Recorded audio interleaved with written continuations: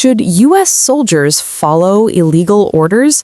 That simple question triggered a tense moment in Congress as Rep. Jason Crow repeatedly pressed a Pentagon official for a clear answer, and the response stunned the room. Correct? Yeah, I think that's fair to say. So you're familiar with the Uniform Code of Military Justice? I would say I'm obviously familiar with it in generic terms. You're not a lawyer, but you're familiar with the uniform. I went to law school, but I'm not a lawyer. Okay, so you know how the law works. You are familiar with the law of armed conflict. Again, I'm not an expert. I'm not in an official capacity. I'd want to be careful. But you're familiar with the law of armed conflict. Yeah, sure. Okay, and it's you know that Congress's job is to conduct oversight of the executive branch, correct? Certainly. And that includes a responsibility to make sure that laws are being followed. Is that right? Yes, I think so. Okay. Do our soldiers get trained on the law of war? My understanding is that they do. Our service members get trained on the law of war. I'm not an expert on that. Yeah. That's my understanding. Do you believe that it's possible for an order to be unlawful, illegal? I mean, yes, of course. Yeah. So there is a difference between lawful orders and unlawful orders. Yes. And you're a very bright person. You've studied history. You know history well. I've read a lot of your stuff. Okay. You're familiar that there has been in American military history instances of unlawful orders being given, correct? Absolutely. And service members refusing to abide by those lawful orders. Is that correct? Yes, I'm not familiar with specific incidents when you're getting that level of specificity, but there have been. Yeah, imagine. So is it a problem for somebody to say that a service member shouldn't follow an unlawful order? Sir, this is not a matter I've been involved in, but I think there's a difference between recognizing those circumstances and taking action designed to. It's a pretty simple question. You said that there's a difference between lawful and unlawful orders. You said that you're familiar with the law of armed conflict. You admitted that it's the duty of this body to conduct oversight and to make sure that laws are being followed. You said that you're familiar with U.S. military history and that there have been unlawful orders given in our history. And then you're also familiar that service members have also refused to abide by those unlawful orders. So why can't you just say that service members shouldn't follow unlawful orders? So I think that's a different step to talk about, or in any seems like a pretty logical step to me. Encouragement.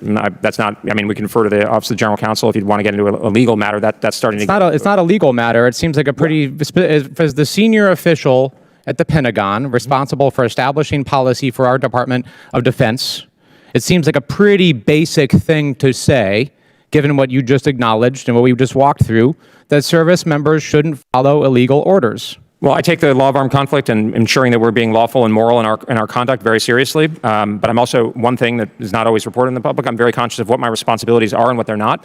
And so if you like, I can get you an answer on that point. Happy to do so. But I think it's a problem that you can't state the obvious here. And I think moral clarity is important as a leader. And I think your lack of willingness to be morally clear in what is a pretty basic question, given what I asked you, is a real problem. Let me just pivot for a minute to Operation Epic Fury. You were involved in briefings in advance of the commencement of that operation, correct? Can you be specific? You were aware of the operation before it started, correct? Yes. Yeah. Did the administration brief private sector officials, oil and gas executives, companies, businesses with interest in the Middle East before that operation commenced on Friday? I'm not sure. Congressman, I can get an answer back to you then. I will follow through. I want a commitment because it came to light after Venezuela that the administration actually briefed private sector companies, energy companies, before that operation, before briefing Congress. Right now, there are thousands of Americans stranded because there's no evacuation plan. I would like to know whether the administration took the time to brief private companies and executives, but didn't take the time to brief this oversight body and also make plans to evacuate civilians and our constituents before setting off a regional war. Well, sir, I'll get an answer for you. Thank you. I yield back. A routine oversight hearing took a sharp turn when Representative Jason Crow, a former Army Ranger and combat veteran, confronted a Pentagon official with a fundamental question about military ethics and the rule of law. Crow started by establishing common ground. He walked the official through a series of straightforward points. U.S. service members are trained in the law of armed conflict. They learn the difference between lawful and unlawful orders.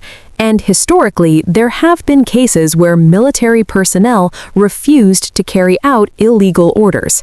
These are basic principles that form the backbone of modern military conduct and international law.